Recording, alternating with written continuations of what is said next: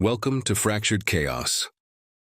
You know that feeling when you wake up next to someone and wonder how the hell you got there? Not the fun, blurry, post-party kind of wonder. No. I'm talking about the existential dread kind. The I've made a terrible, irreversible mistake and now I live here kind. That's me, every single morning. Before I dive in, drop a comment. Let me know where you're watching from. And hit that like button if you've ever laid next to someone and questioned all your life choices. Now let me tell y'all what happened. I hate my wife. That's not an exaggeration. It's not hyperbole. It's not even one of those I hate her because I love her situations. No, I hate my wife. Like, if she were on fire, I might roast a marshmallow first before thinking about grabbing the extinguisher. My phone vibrates again. That's the 5th time in 20 minutes. I glance at the screen, her name glowing like a warning sign. Melissa. Probably to lie about working late. Should I answer? The phone buzzes against the mahogany bar top. The bartender raises an eyebrow, a silent question. I shake my head and flip the phone face down. Trouble at home? He asks, sliding another bourbon my way. Something like that, I mutter, watching the amber liquid swirl in the glass. 3 ice cubes. Always 3. Just like the 3 months we dated before marriage. 3 months of carefully orchestrated spontaneity. Want to talk about it? He offers, wiping the already spotless counter. I almost laugh. If only he knew. If I started talking, I'd never stop, and he'd probably call the cops, or a psychiatrist, or both. Nah, why bother? I take a slow sip. I already know where she is and who she's with. I've got better intel than the NSA. The messed up part? I'm still here. 5 years of knowing she's cheating, and I haven't left. You're probably thinking I'm weak, a chump, or maybe just afraid of being alone. I wish it were that simple. You ever hear someone say, when you meet the one, you just know? Yeah, well, I knew something when I met Melissa. Just not what I thought I knew. We met at my best friend Kyle's wedding. She was the maid of honor. Elegant, magnetic, and just a little too smooth. The kind of woman who always knows where the cameras are and never blinks.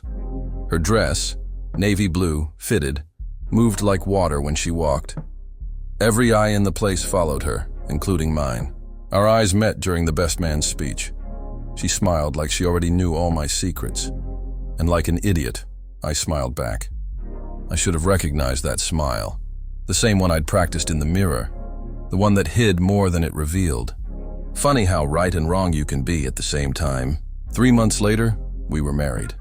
Yeah, 3 months. Even the drive through Elvis Chapel in Vegas would have raised an eyebrow. My mom warned me, called it rushing into a burning building, but I was too busy carrying the gasoline. The wedding was small, intimate we called it. No family on her side. They were all estranged or traveling. Convenient. No questions about her past. No awkward childhood stories. No old flames showing up uninvited. Looking back, those weren't red flags. They were sirens. Blaring, wailing sirens I chose to ignore. Melissa was intoxicating. Sharp as broken glass and just as dangerous.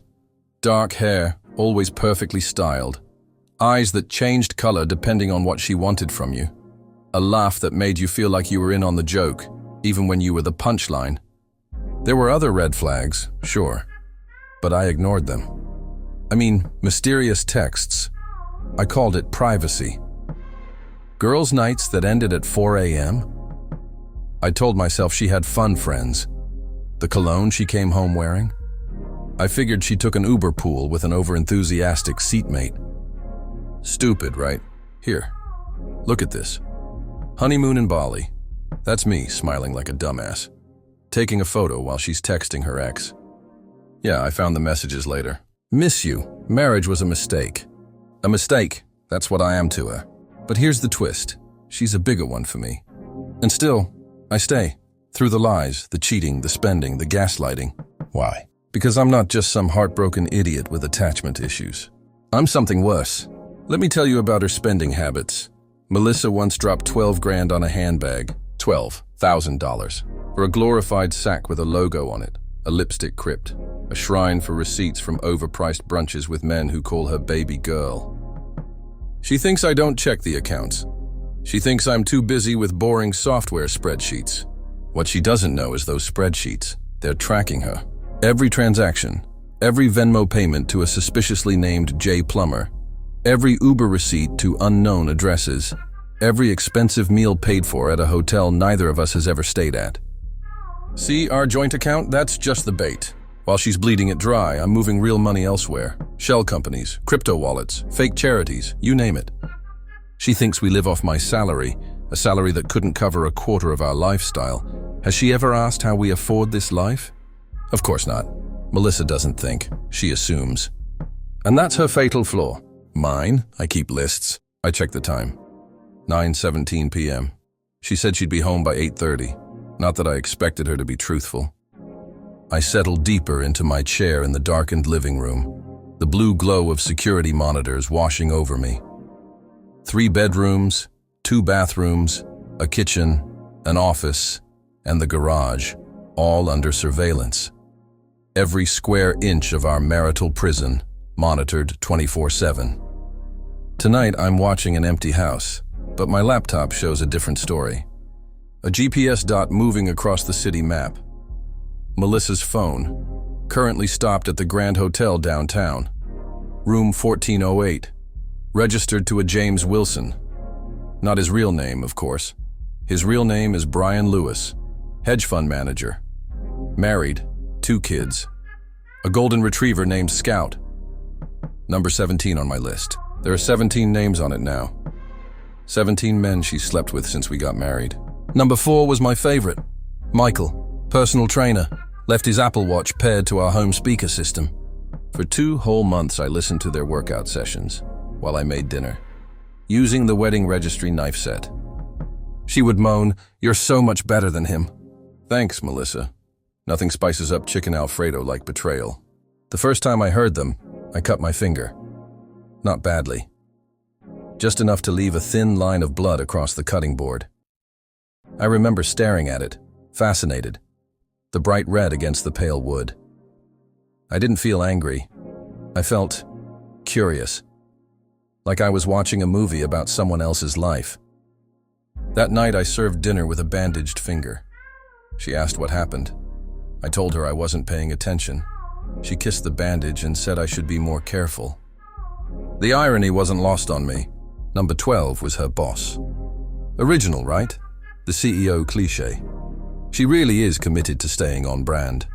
Marcus Delgado runs a tech company that specializes in innovative security solutions. The kind of vague corporate speak that could mean anything from app development to industrial espionage. He hired Melissa as his executive assistant 3 years ago. I've been in his house, shook his hand at the company Christmas party, complimented his wife's earrings while he had his hand on my wife's lower back. Sometimes I wonder if he knows who I really am, if he's got any idea what I could do to him with just a few keystrokes. Number 17, new guy. Brian, drives a Tesla, thinks wearing no socks with loafers is a personality trait. I watch his social media. Family man, fitness enthusiast, mindfulness advocate, posts inspirational quotes about integrity and balance, cheats on his wife every 3rd Thursday of the month. I've never confronted her, not once. She thinks I'm clueless, the loyal puppy waiting at home. But she has no idea I've got cameras everywhere. The house, her car, her gym, her office. I even have footage from inside a hotel she swears she's never been to. Multiple angles, high definition. Why, insurance? Because everyone needs leverage when the walls come down. But here's where it gets fun. Remember that bank executive who accidentally drowned last year? Timothy Banks. Ironic name, right? Found floating in Lake Michigan after his yacht mysteriously capsized. No witnesses. No explanation how an experienced sailor could make such a fatal error. Or the hedge fund guy who drove off a cliff. Jonathan Miller. Brake lines cut so precisely that the investigators ruled it mechanical failure. No witnesses. No suspects. Yeah, those weren't coincidences. I handle problems for people. Not officially, of course. You won't find a business card. But the kind of clients I work for, they don't want receipts. It started small. A friend of a friend needed some sensitive information. I had the skills. They had the cash. Simple transaction. Then another friend. Then a stranger. Then people whose names I never learned. The jobs got bigger, the stakes higher, the payments substantial. Melissa's chaos. It's my cover. Who suspects the poor sap stuck in a toxic marriage? She draws attention like a car crash. And while everyone's rubbernecking at her mess, I slip away. Invisible. Untouchable. Our neighbors think I'm pitiful. Poor David, they whisper when I bring the trash out. Have you seen how his wife treats him? They invite me to barbecues out of pity, offer me beers and sympathetic pats on the back. Their wives give me casseroles and meaningful looks. If you ever need to talk, they say, as if talking would solve anything. Meanwhile, I'm building servers in our basement that can slip past any firewall in the country, creating identities so convincing they have credit scores and parking tickets, moving money through channels so obscure even I sometimes lose track. And Melissa? She provides the perfect backdrop of chaos, the perfect excuse for odd hours, unexplained absences, mysterious packages. Sorry I missed poker night, guys. Melissa wasn't feeling well. That package? Just some tech stuff for work. Boring, really. The bruise? Oh, I walked into a door. Clumsy me. They believe it all. Why wouldn't they? I'm just sad, pathetic David with the cheating wife. Except now, I think she's onto me. 3 nights ago, I came home early. No warning, no text. Just walked in 2 hours before I normally would. The house was quiet. Too quiet. The kind of silence that feels like a held breath. I found her in my locked office, the door wide open. The safe, hidden behind a framed photo of us in Paris, exposed. She was sitting at my desk, scrolling through my laptop. She looked up, startled, but not scared. Never scared. That's what makes her dangerous. Hey babe, she said, closing the laptop smoothly. You're home early. I leaned against the door frame, keeping my body language relaxed, open, non-threatening. What are you doing in here? She stood, straightening her skirt. Looking for stamps. I have to mail my mom's birthday card. Stamps. Right. Next, she'll say she was balancing the budget and folding my laundry for fun. Her mother's birthday is in October. It's April. And her mother has been unreachable in Australia for the past 5 years. At least that's the story. Stamps are in the kitchen drawer, I said, watching her face for micro-expressions. Where they've always been. Oh? She laughed. That practiced, tinkling laugh she uses when she's buying time. Silly me. I could have sworn you said they were in your desk. She walked toward me, hips swaying, planted a kiss on my cheek as she passed. How was your day, honey? I followed her to the kitchen, watched as she made a show of opening the drawer, finding the stamps. Here they are. God, I'm so scattered lately. She found something. I don't know what. Could have been the passport, the burner phones, the USB drive. You know, the one with the video of her and my best friend Kyle. The one where she whispers, we could just kill him, you know. Make it look like an accident. Yeah, Kyle, number 8. My best man. Introduced us. Poetic, right? He came over for Super Bowl Sunday last year. I pretended to pass out drunk in the 3rd quarter. Went to the guest room. Set up my phone to record. Came back silently. Found them on the couch, her legs wrapped around his waist, his hand over her mouth. What about David? He asked, breathing hard. She smiled. That same smile she gave me at Kyle's wedding. What about him? He won't suspect a thing. He never does. Then, later, as they were getting dressed, we could just kill him, you know, make it look like an accident. Kyle looked shocked. Jesus, Mel, that's not funny. She laughed. Who's joking? Think about it. My husband's boring, but he's loaded. We could be set for life. Kyle left quickly after that. Started avoiding my calls. Moved to Seattle 2 months later. Smart man. I kept the video. One of many insurance policies. But after that night in my office, Melissa changed. Suddenly affectionate. Cooked dinner. Wore the perfume she used to. Asked about my day.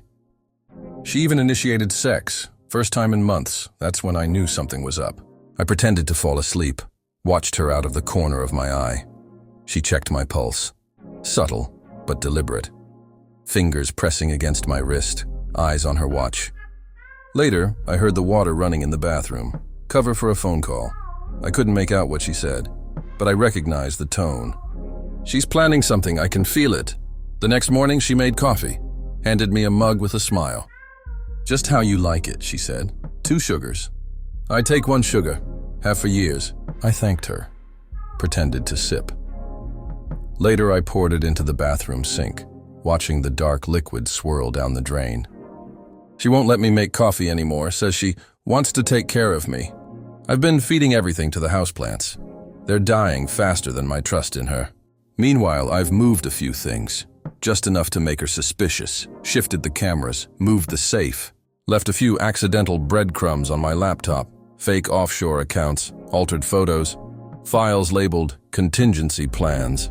Now we're playing a game, chess with poison and lies instead of pawns.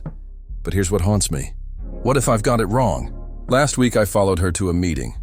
Not at a hotel, not a restaurant, an office building downtown. Nondescript, no company name on the directory. She met a man in the lobby, not lover number 17, someone new, gray suit, military posture, empty eyes. I've seen him in photos from clients, the kind of clients who don't have names, just codes. Government, the kind of people who don't technically exist. They spoke briefly. He handed her a manila envelope. She nodded once and left. The entire exchange took less than 30 seconds. I followed her to a coffee shop, watched through the window as she opened the envelope. Inside, photos. She studied them carefully, then took out her phone and typed something. Immediately after, my phone buzzed. "Working late tonight, don't wait up." Then, yesterday, I found a key card in her purse. No logo, just a serial number, the kind used for high-level clearance. So now I'm thinking, what if Melissa is the cover? What if she's not just cheating on me, but working through me? What if this entire marriage was never mine? Because here's something I've never told anyone. I didn't meet Melissa by accident. I chose her, researched her, learned her patterns, studied her weaknesses. Because of who her father is, the circles he runs in. Admiral James Carter. Not that you'd find his name in any public record. Not with his real title, anyway. I tracked him for years, found his weakness, his only daughter. Getting close to her was my way in, my access point. Our marriage was supposed to be my long con, my golden ticket. I needed his connections, his access, his trust. And what better way to gain that than becoming family? Melissa was just collateral damage, a stepping stone. At least, that was the plan. But last night, I found something in our safety deposit box. The one she doesn't know I know about. A photo of me from 20 years ago, different face, different name. On the back, target acquired. Which means either Melissa has known who I am from the start, or someone sent her. I finish my bourbon, leave cash on the bar. The night air is cool against my face as I step outside. My phone buzzes again. I stare at the text. 5 years of marriage, and she's never once made my favorite dinner. Probably because she doesn't know what it is. Another text pings through. "I have a surprise for you." "I bet you do, Melissa. I bet you do." I get in my car. The engine hums to life. I have options. Always have options. 3 passports in the glove compartment. Cash in 5 currencies taped under the seat. A gun in a hidden compartment in the center console. I could disappear tonight. Become someone new. I've done it before. But I find myself driving home. Toward her. Toward whatever endgame we're playing. Because curiosity, that's my fatal flaw. I pull into the driveway. Our house, modern, minimalist, mostly windows, glows from within. I can see her moving around the kitchen, setting the table, playing house. I check my watch, 10:32 p.m. I take out my phone, open an app that looks like a weather forecast, enter a code. Suddenly, I can see every camera feed in the house. Melissa in the kitchen, stirring something on the stove, opening the oven, normal domestic activities. I switch to the bedroom cam. Nothing unusual. Bathroom, clear. I scan the other rooms. Everything looks normal. Too normal. I access the thermal imaging system I installed last year. The kitchen glows red and orange where Melissa moves around. But there's another heat signature. In the pantry. Someone else is in the house. Interesting. I have to know. Who wins? Who she really is? Whether she's my soulmate or my executioner? Maybe both. I sit in the car for a few more minutes, planning, calculating odds, running scenarios. Then I make my decision. I enter through the garage, silent, listening. She's humming in the kitchen, something classical. Mozart, I think. "David, is that you?" she calls out. "Dinner's almost ready." I slide my hand into my jacket pocket, feel the cool metal of my insurance policy. "Be right there," I call back, voice casual, normal. "Just washing up." I move to the downstairs bathroom, lock the door. I text a preset message to an untraceable number. Protocol Omega, 60 minutes. If I don't cancel it within an hour, everything I know about Melissa, everything I've gathered over 5 years, goes to people who will be very interested. My dead man's switch. I flush the toilet, run the water, complete the normal routine. Then I walk into the kitchen. Our kitchen, with its expensive marble countertops and professional-grade appliances that she never uses. Melissa turns, smiles. "There you are." I was starting to worry. She looks beautiful. Red dress, hair down, lipstick the color of fresh blood. "Sorry," I say, moving to kiss her cheek. "Got caught up at work." "Must have been important," she says, her smile never reaching her eyes. "You weren't answering your phone." "Battery died." I lie smoothly. "What's all this?" The table is set, candles, wine, 2 plates covered with silver domes. "I wanted to surprise you," she says, pouring wine into crystal glasses. "We've been so disconnected lately." I watch her hands, steady, no tremors, no tells. "That's thoughtful," I say, sitting at my usual place. "What's the occasion?" "Does there need to be one?" She sits across from me, folding her napkin in her lap. "Maybe I just love my husband." I laugh, can't help it. "That would be a surprise." Her smile falters just for a second. "What does that mean?" I take a sip of wine. "Expensive. Probably put it on the joint credit card." "Nothing," I say. "Just a joke." She lifts her glass in a toast. "To us, to new beginnings." I clink my glass against hers. "To new beginnings." I don't drink, neither does she. "Aren't you going to ask what's for dinner?" she prompts. "What's for dinner, Melissa?" She smiles, reaching for the silver domes. "Your favorite." She lifts the covers with a flourish. My plate is empty except for a small USB drive. Hers holds a gun. "Well," I say after a moment, "this is awkward." "Isn't it?" She picks up the gun, holds it casually. "All this time, all these years, and here we are." "Here we are," I agree. "What's on the drive?" "Everything," she says. "Everything I've gathered on you. Everything I know about what you've been doing, who you've been working for." I nod. "And the gun?" "Insurance," she says, echoing my earlier thoughts. "In case you don't cooperate." I look at her. Really look at her. Beyond the makeup, beyond the facade. I see something I never noticed before. A coldness, a calculation, a mirror of myself. "Who are you?" I ask. "Really?" She laughs. A real laugh this time. "I was about to ask you the same thing, David. Or should I call you by your real name?" "David's fine," I say. "It's grown on me." "Has it?" She tilts her head, like I have. I don't answer, can't. "You don't hate me," she says, confident. "You never have. You're fascinated by me, just like I'm fascinated by you." She's right, God help me, she's right. "The man in the pantry," I say. "Friend of yours?" Her eyes widen, just a fraction. "What man?" I smile. "The one with the gun, military grade, pointed at the back of my head right now." She hesitates, then calls out, "Change of plans, Johnson, come join us." The pantry door opens. A man steps out. Gray suit, military posture, empty eyes. The same one from the office building. "Sir," he says, nodding at me. "Not Melissa, me." I freeze. "Excuse me?" Melissa laughs again. "Oh, this is priceless. You really don't know, do you?" "Know what?"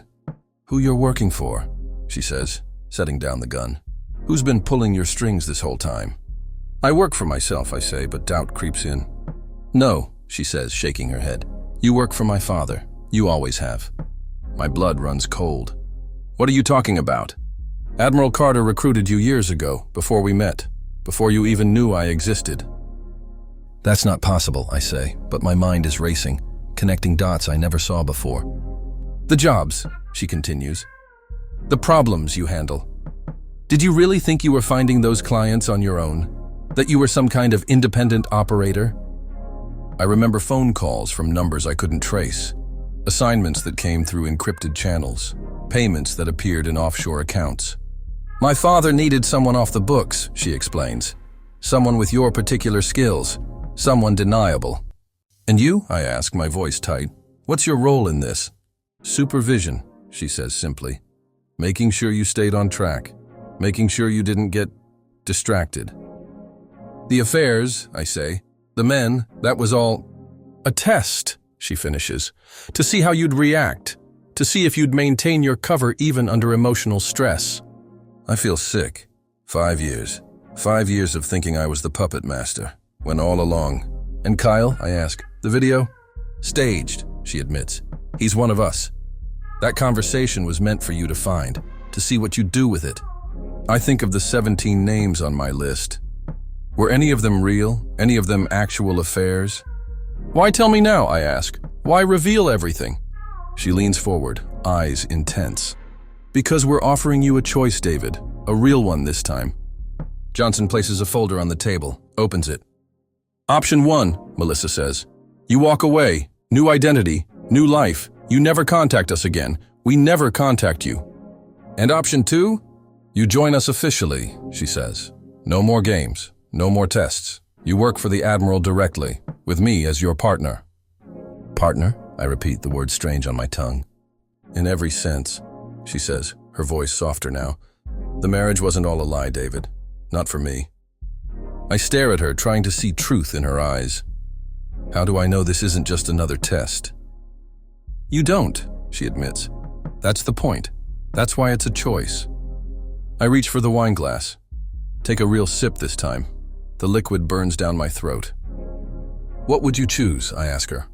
She smiles. That same smile from Kyle's wedding. The one that started it all.